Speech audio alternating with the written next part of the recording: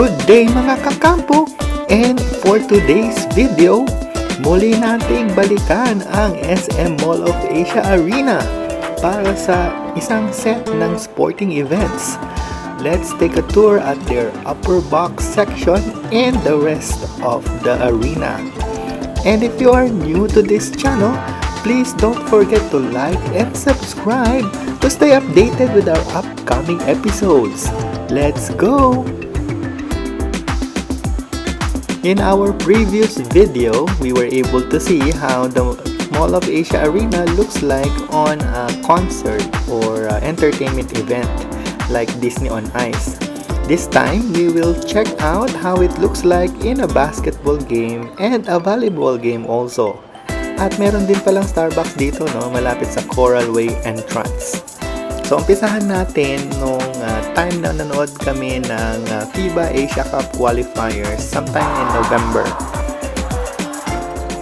Actually, ito yung pinakamagandang na pwestohan namin sa upper box section sa loob ng Mall of Asia Arena so far.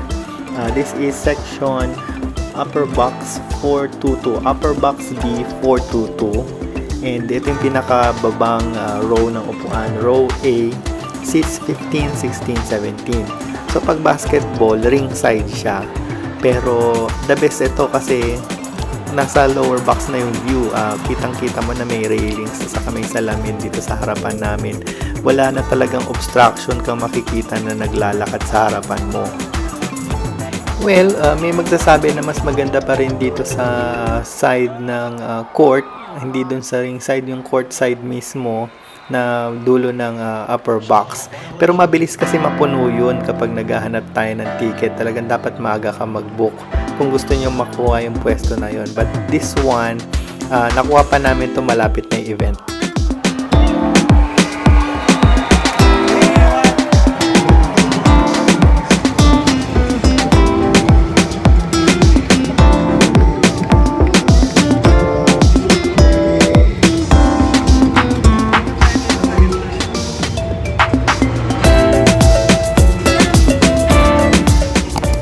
Yes, panalo ka Pinas dyan. Masarap talaga pakiramdam manood ng games kapag panalo yung manok nyo, yung team nyo. No? Sarap ng pakiramdam pa uwi. But anyway, going back to the events venue, konting trivia tayo. Alam nyo ba na ang Mall of Asia Arena ay binuksan noong 2012. At ito ay merong land area ng over 64,000 square meters.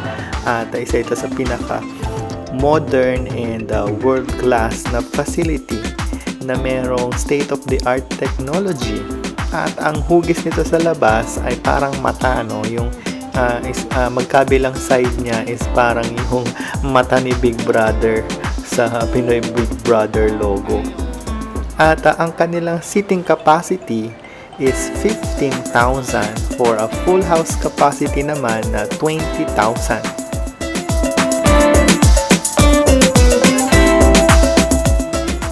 So umabot sa 3.6 billion pesos lang naman ang nagastos ng SM sa pagpapatayo nitong Mall of Asia Arena na inumpisahan nung 2010 at natapos nga nung 2012. So bahagi ito ng kanilang master plan para sa SM Mall of Asia Complex dito sa Pasay City.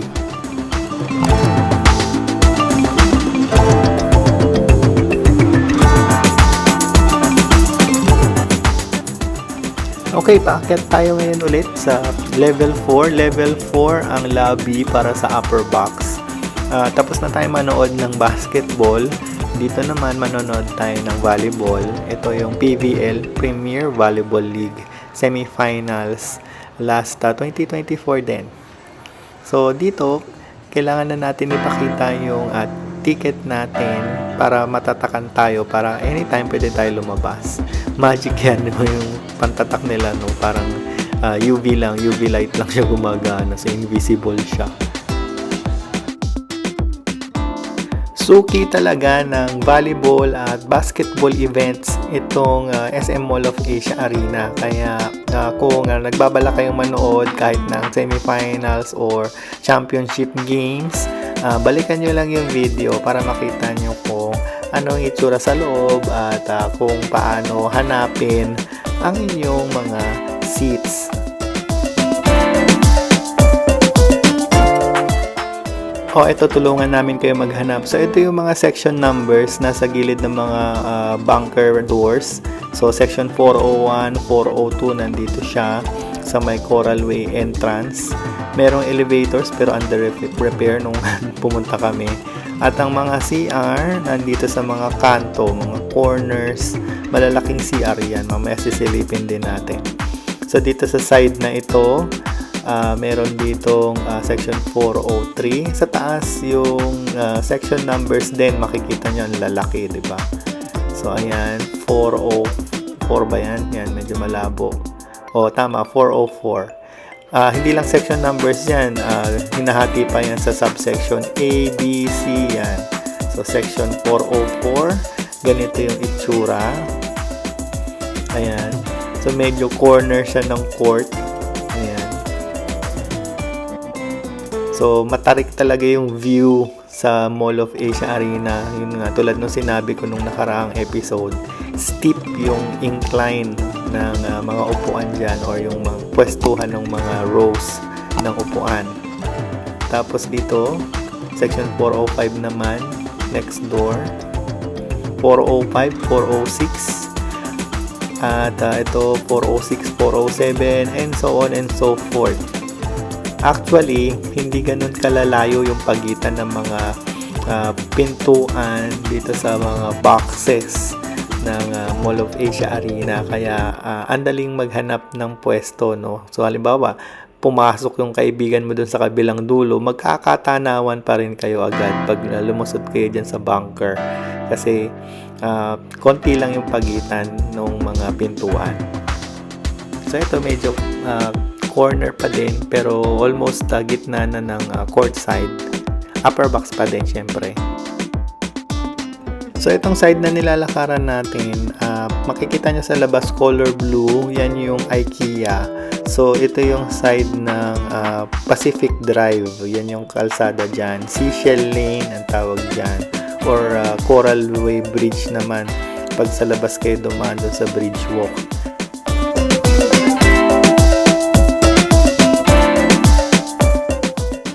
Tip, pag volleyball game ang papanoorin nyo, pag mas maaga kayo, mas maluwag, no? Pwede kayo makapwesto sa mas magandang upuan kahit na reserve seating yan. Pero of course, exit na kayo pag dumating na yung may-ari ng upuan. Hanapin na natin yung tunay na upuan na na-reserve natin. So ayan, pabalik-balik lang kami kasi hinahanap nga rin namin yung pwesto namin. Ayan. And syempre pag mas maaga kayo, mas komportable kayong pumila sa mga pagkain dun sa labas. Hindi kayo nararush kapag sobrang dami ng tao na nakapila at bumibili din. So, pwede kayong, pag marami kayong kasama, yung iba nakapila na dun sa pagkain habang kayo nakapwesto na sa upuan. Tapos, ipunin nyo na lang yung mga pagkain nyo for the second game later. Kasi nga, sobrang dami na ng tao dyan. Mahirapan na kayong bumili.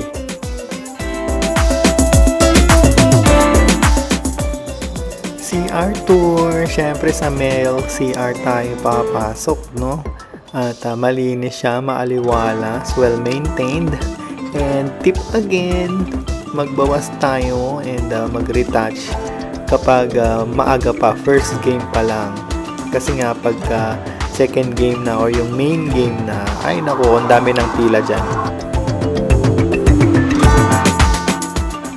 Balik ulit tayo dito sa entrance ng upper box kasi may naalala ako. Tip lang, every entrance sa upper box, merong maliit na hagdan doon sa gilid para naman makapasok kayo doon sa mga upper rows na mga upuan.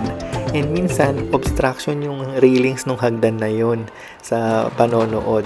Kaya sa booking pa lang ng mga upuan sa SM Tickets, hopefully, una nyong tingnan yung mga nasa gitna na upuan, yung nasa pinaka-center ng mga rows para hindi nyo na problemahin na nakaharang sa paningin nyo yung railings na yun ng maliit na hagdan. Also, pag pumwesto naman tayo dito sa bandang lower portion ng upper box, Especially dito sa row B, C, and D, yung second, third, and fourth to the lowest, medyo kita naman yung pinaka railings or yung bakal na harang sa upper box. So for safety talaga yung mga handrails na yan, pero minsan obstruction siya sa panonood. Kaya mas maganda talagang pwestohan or abangan i-book yung pinakababang row, yung row A, or kung matangkad naman kayo, hindi na talaga masyadong challenge yan, ano.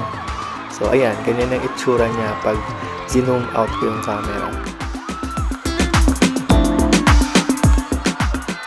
Well, hindi naman talaga challenge yan kung maaga kayo mag-book. Talaga makakapili kayo ng magagandang pwesto, even lower box seats. And another pro tip, kung fan kayo ng volleyball, merong mga fan groups at nag-o-offer sila ng mga advanced tickets para naman makakuha kayo kahit dun sa pinaka-patron basta may budget. So enjoyin na muna natin yung game, ano. I'll leave you with a few moments of this game with Cream Line and Chocomucho yata yung kalaban nila dito.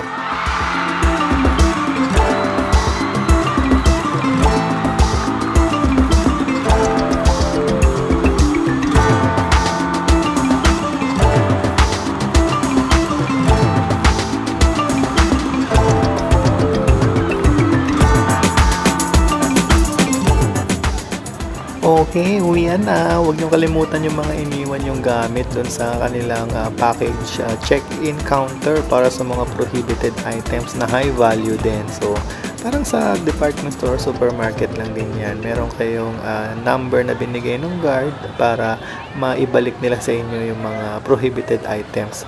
Nasa website ng Mall of Asia Arena yung mga listahan ng mga items na yan. Anong game ang gusto nyong panoorin sa Mall of Asia Arena? Let us know in the comment section. And hanggang sa muli mga kakampo, God bless!